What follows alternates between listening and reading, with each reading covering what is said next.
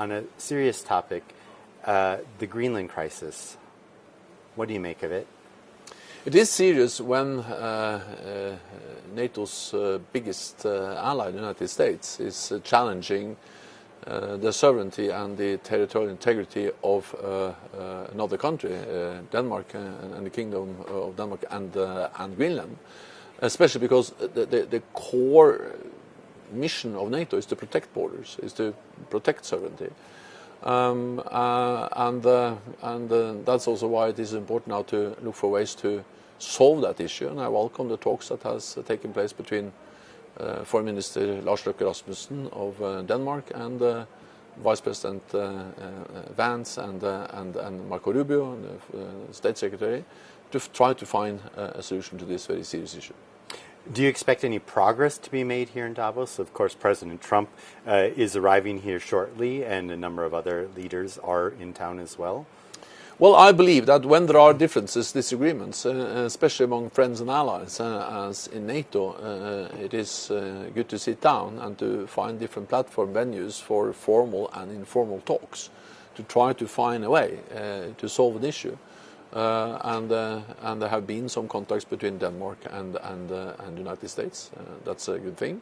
And second, I hope that there will also be possibilities to talk, but here in Davos. But we have to remember that Denmark is not present here with their prime minister and other of the top leadership. So this is an issue between Denmark, Greenland, and the United States. Then, of course, countries like Norway, other countries, we can support. We can sometimes facilitate, but it's for Denmark and the Greenlanders to decide in a dialogue with the United States what they can accept or not.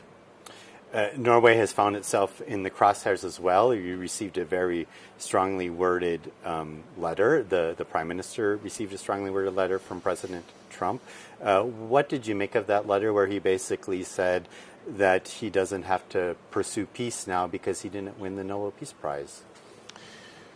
Well, I have discussed the Nobel Peace Prize with President Trump on different occasions, and the message from the Prime Minister and also for me is, of course, that the Norwegian Peace Prize Committee is an independent committee. There is no way the Norwegian government and the Norwegian minister can try to influence the decisions by that independent committee, and that's exactly like it has to be, and therefore it is not fair to link decisions taken or not taken by the Peace Prize Committee and the Norwegian government, and this has been conveyed several times to President Trump. He doesn't have the same assessment, but again, we just need to repeat what is the situation. Coming back to Greenland, you are, of course, the former NATO chief as well.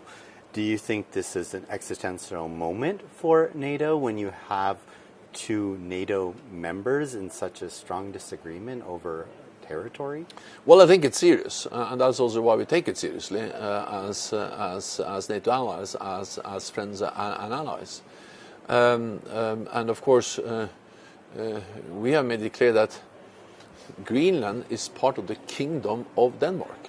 That has been recognized by all NATO allies, including also the United States, for many years. Then, of course, there are challenges in the high north, in the Arctic, in the Barents Sea, close to Norway, around Iceland, but also around Greenland. The Arctic is becoming more and more important strategically. The good news is that out of 8 Arctic nations, 7 are NATO allies, including the United States, Canada, Denmark, and Iceland and others. So we can do a lot together, and of course the U.S. can be part of those efforts. And when I was Secretary General of NATO, I advocated more NATO presence in the high north, including around Greenland. Now we see things are moving more in that direction. I welcome that. But again, that's not an argument for not respecting the sovereignty and the territorial integrity, the borders of Denmark and Greenland, and the future of Denmark and Greenland should be decided by the people of Greenland and Denmark. I believe it's Finnish President Stubb who said that we should have a summit on the Arctic. Is that something that Norway would support? Well, we support that NATO allies and Arctic countries are working more closely together. Exactly the format we can discuss. There's something called the Arctic Council. They used to meet many times also at different levels. But I welcome more cooperation, more dialogue, more practical work together, especially among NATO allies, which are 7 out of 8 Arctic countries. The other one is Russia, and of course, with a full-scale war going on in Ukraine, it's limited how much we can do together with them. But at least the 7 NATO allies, which are Arctic countries, they could do a lot together. How concerned are you that as we sit here talking about Greenland, that Ukraine is being pushed to the back burner in terms of the discussion? Of course, many people in Kyiv and other parts of the country are sitting there in the dark now with no power, no heat. How concerned are you about the situation in Ukraine? I think it's extremely important that we don't forget Ukraine, because that's the most serious security threat we are facing, and it is extremely important that President Putin, Russia, doesn't win in Ukraine. Of course, it's difficult, but we need to remember that at the beginning of this war, President Putin thought that he was going to take control over Kiev within days and the rest of Ukraine within weeks. Now we are soon entering the 5th year of this war, and he still doesn't control Donbas. And he's paying a very high price for very marginal progress along the front line. A high number of casualties, but also an economic price. The growth is going down, interest rates are high, oil revenues are going down for Russia, and the fiscal budget deficit is high. So this is a war of attrition. I don't believe that the Russian economy will collapse, but they are paying a price. They are seeing the effects of the sanctions of the war, and therefore we need to provide support to Ukraine, and NATO allies and other countries can do more than we do today. How would you characterize the state of the transatlantic relationship today? It is in a difficult situation, but the NATO alliance, the bond between North America and Europe has been challenged before, has been in crisis before, starting with the Suez crisis back in '56, and then when France left the military cooperation in NATO in the 1960s, and then the Iraq War and other crises. So this is not the first time, but we have proven again and again that we can solve the challenges, disagreements, crises, and then move forward, because the main message is that NATO is good for Europe, but NATO is also good for North America and the United States.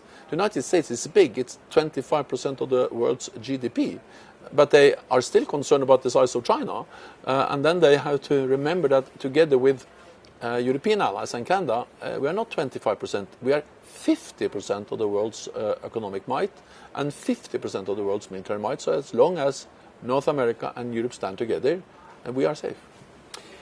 Norway also has the world's largest sovereign wealth fund. You're heavily invested in the U.S. Do you see any concern over that, given everything else that's happening on the political front? Is that something that you would consider changing?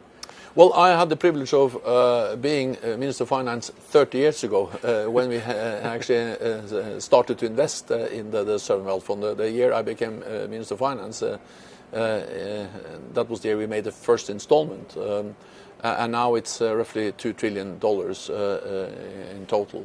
And that's because Norway has saved all the oil and gas revenues. By law, they are saved in a pension fund, and then we have agreed only to spend the financial or the interest rates, the financial return from those investments.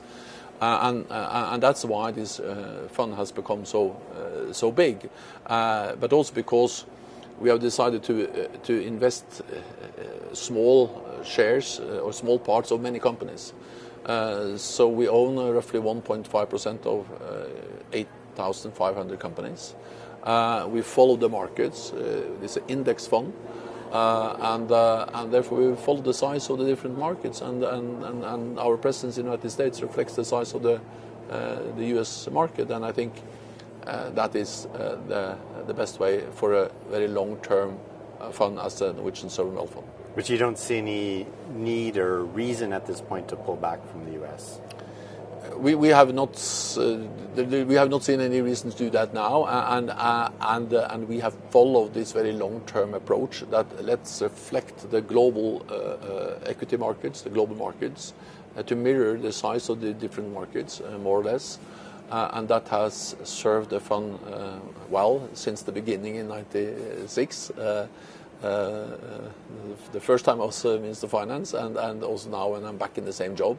So it is a privilege of being the Minister of Finance in Norway, because you are responsible for that sovereign wealth fund. But the success has been very much linked to that it's a carefully managed index fund reflecting the global markets. Finance Minister Stoltenberg, thank you so much for joining us today. Thanks for having me.